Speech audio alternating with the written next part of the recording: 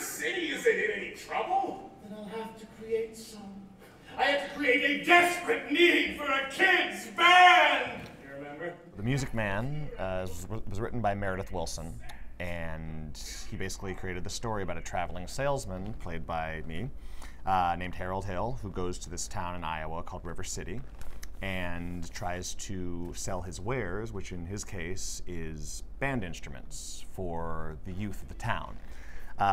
He does not know how to play a single instrument. He does not know how to direct a band, but he, with his confidence and charm, decides that this racket is good enough to get him through his life. Unfortunately for him, in River City lives this woman. A librarian who is very well researched, no nonsense type of woman. She doesn't go along with society's standards of anything.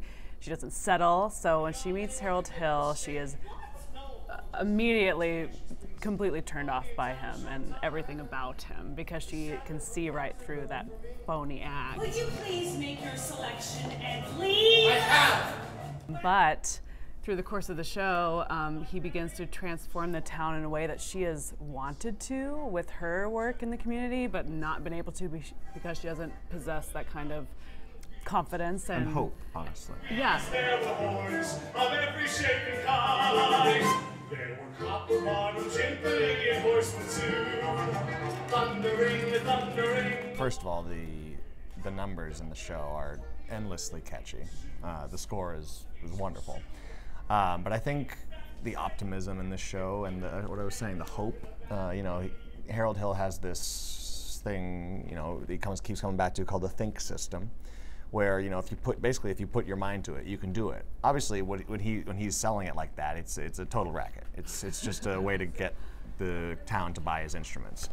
But I think it really, by the end of the show, it actually appeals to something greater and shows that when the curtain comes down and the lights go out, maybe through the power of thinking and hope and collaboration, something actually good can happen to the town and the residents who haven't seen something like this come along in a very long time. I love you madly, madly, madly, madly, madly, it's a long lost cause. As with any show here, I mean, there's a level of intimacy that you're not going to get in a big Broadway house. I think it's right that it's 13 rows. It's the farthest you could ever be back from the stage, which is so small in comparison to those gargantuan theaters in New York. And the legroom, compared to a Broadway house. That's right. So you have plenty of room here. Yeah, you can. But you're also right up with us. Like you are in River City. You are feeling our every breath and emotion. And there's nothing like seeing a big Broadway classic like that close. Mm-hmm. I think there's something so cool about that. Yeah, and we interact with the audience in a way, at least I know I do, it makes them feel like citizens of River City. Well, you got trouble, my friend. Right here, we say trouble right here in River City. Why, sure, I'm a billiard player, certainly mighty proud to say, I'm always mighty proud to say it. I'd say you haven't seen a professional version of this production of this caliber, but this literally is the size of a cast you'd get on a touring or a Broadway cast production, but you are in a house of 400-something seats. You can see everyone around you.